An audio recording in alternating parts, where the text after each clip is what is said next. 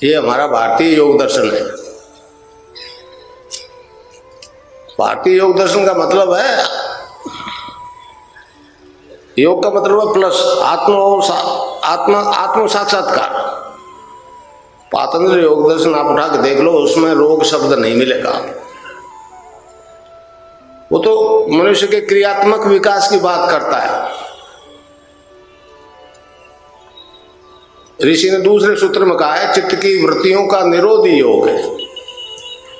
ये जो भग रहा है इधर उधर, जब तक शांत होकर नहीं बैठेगा तब तक कोई ध्यान है, कोई योग है। योग में एक टर्म से उन्मना बनो, मतलब मन जो है बिल्कुल शांत जब तक नहीं होगा, ध्यान योग कुछ भी नहीं।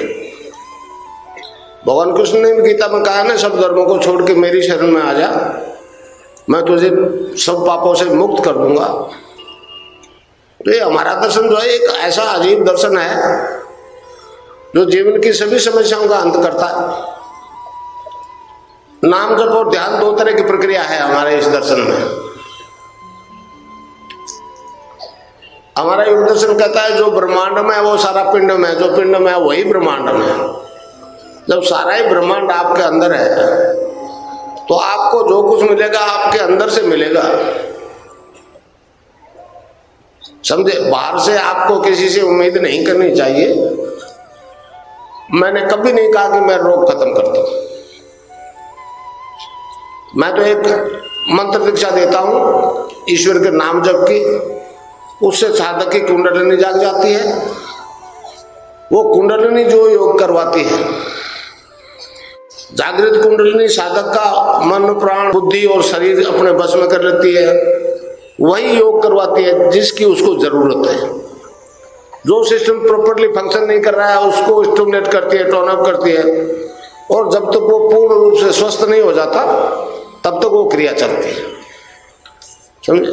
तो इस प्रकार जो योग होता है उससे सारे शारीरिक रोग ठीक हो जाते हैं, सारे। दूसरे जो मानसिक रोग है, मानसिक रोग 80% बीमारियां मानसिक रोग से होती है, मेंटल टेंशन से होती है 80%। वो जब तक खत्म नहीं होंगे, टेंशन खत्म नहीं होगा, वो रोग खत्म नहीं होंगे। साधक जब नाम जप और ध्यान करता है, ये कुंडलिनी देखिए ऊपर उठती है। रीढ़ की हड्डी के आखिरी हिस्से में, जिसे डॉक्टर सैक्रम कहते हैं, 3.5 आंटे लगा करके सोई रही होती है। उसको चेतन करके ऊर्ध्व गति प्रदान करते हैं, वो गुरु करता है। उसमें कंट्रोल रहता है गुरु का। अगर गुरु वास्तव में गुरु है, आजकल तो गुरुओं की बाढ़ आ गई, समझे। पुत्र मारा तो गुरु के सिर पर पड़ेगा, ऐसा प्रोफेशन है, आशीर्वाद ही देना है, बाकी सब लेना ही लेना है, समझे। तो भाई ये सब परिवर्तन जो आ रहा है ये हमारे योग दर्शन के हिसाब से आ रहा है। जब आप ध्यान करोगे, इसमें 2 विधि है, एक तो नाम जप, एक ध्यान। जब आप ध्यान करोगे तो आपके उस नाम से, देखिए नाम चाबी है। गोस्वामी तुलसीदास जी ने कहा है ना, कलियुग केवल नाम आधारा, सुमरि सुमरि नर उतरे ही पारा। तो इसलिए उस नाम से जब कुंडलिनी जागृत हो जाएगी, उसमें फिर नाम जप के साथ ध्यान करना होता है। मतलब ये जो ज्ञान है बड़ा, मतलब शास्त्रोक्त ज्ञान है, इसमें कोई कल्पना का गुंजाइश नहीं है। लोग कल्पना करवा रहे हैं, मैं जानता हूं। आपको तो कल्पना अतीत शक्ति से जुड़ना है। तो इस प्रकार यहाँ 9 द्वार जो है माया के, आंख नाक मुंह वगैरह वगैरह, और ये 10वां द्वार जिसको शिव की तीसरी आंख देखी आपने, वो 10वां द्वार जो है वो एंट्रेंस है, बाकी तो सब EXIT है।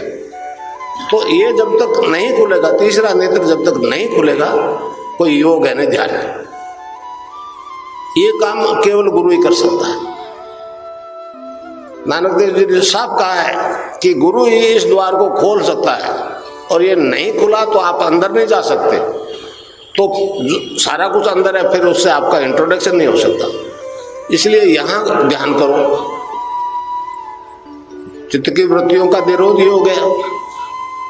तो यहां मन नहीं रुकता, फिर गुरु को देखो। समझे? गुरु क्या है?